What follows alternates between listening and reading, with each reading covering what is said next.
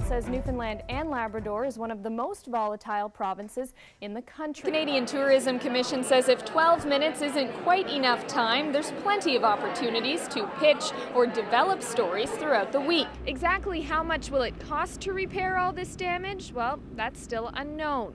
At this point, Mayor Finley says it looks like it could cost anywhere between $1 and $2 million.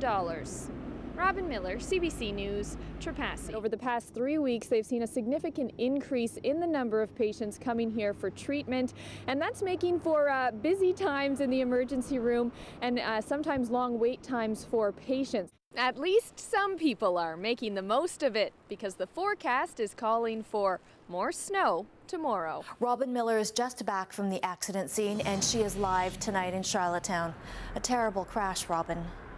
That's right, Elizabeth. The crash happened around 5:30 this evening along Route 2 near Magell, which is about 35-40 minutes outside of Charlottetown. Now, the highway where it happened just reopened about an hour ago. Police had shut it down as they tried to piece together what went wrong.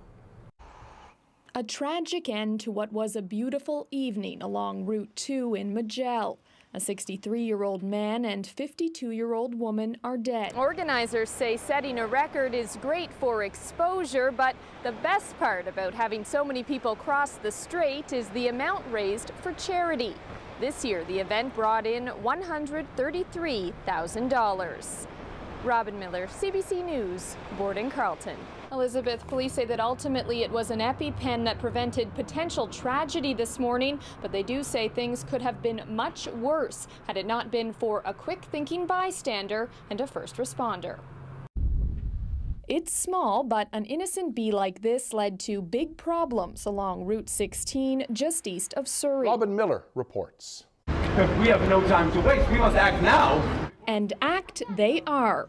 The show must go on for the Confederation players who haven't stopped because of construction. They simply moved their show from the south side to the north. University Avenue is like the busiest street in Charlottetown, and so we deal with quite a few motorcycles and fire trucks and ambulances and stuff going by. But the audience doesn't seem to mind, listening attentively to Canadian history.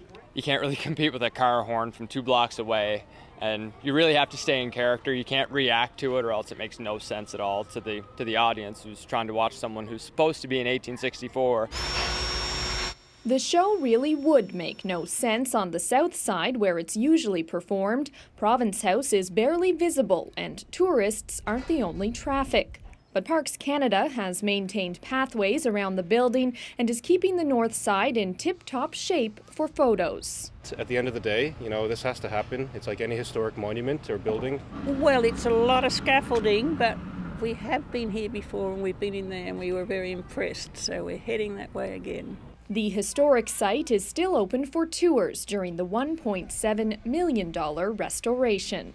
There's nothing wrong with it, you know, because the next time we come here, everything will be nice, it'll be lovely. It's a sentiment echoed by the Confederation players. The group says despite some inconveniences this season, when the curtain rises next summer, it will have a much improved backdrop for its outdoor set. Robyn Miller, CBC News, Charlottetown. CBC's Robyn Miller is live in Charlottetown. Robyn. Elizabeth, this $3.3 million federal investment will be matched by the Eastern Canada Oilseeds Development Alliance, which means more than $6 million just got planted in the future of oilseeds. The CBC's Robyn Miller joins us live from Charlottetown. Robyn, what are the tourism operators saying tonight? Well, Preston, to put it simply, they're not happy. The Tourism Industry Association says operators heard a number of complaints from tourists who came and tried to get in and couldn't. They say the shoulder season, being June, September, and October, is important as well, and that's why they're fighting to ensure these negative tourist experiences don't happen again. It's an experience most tourists want to capture, exploring the grounds of Green Gables, living the fictional life of the young, freckle-faced Anne Shirley. It's like being in the story. It's a fairy tale. It's very fun, very energetic. There's so much to learn. It's very historical and interesting. But up until now, the grounds have been closed every Sunday and Monday, open only on what Parks Canada calls cost recovery days.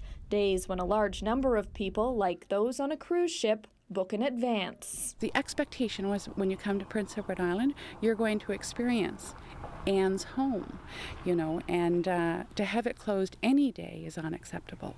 Sandy Lothar deals with tourists daily. She says in one instance a child was crying in her office because her family couldn't get into Green Gables. Lothar says they weren't the only ones upset. I get frustrated and I got a little angry. Obviously, to jump in my car and spend 15 minutes taking photographs of how upset the customer was. Parks Canada says the reduced hours during shoulder seasons aren't set in stone, and based on future analysis, changes could be made. But for those in the tourism industry, work to fix the problem is already rolling along. Robyn Miller, CBC News, Charlottetown.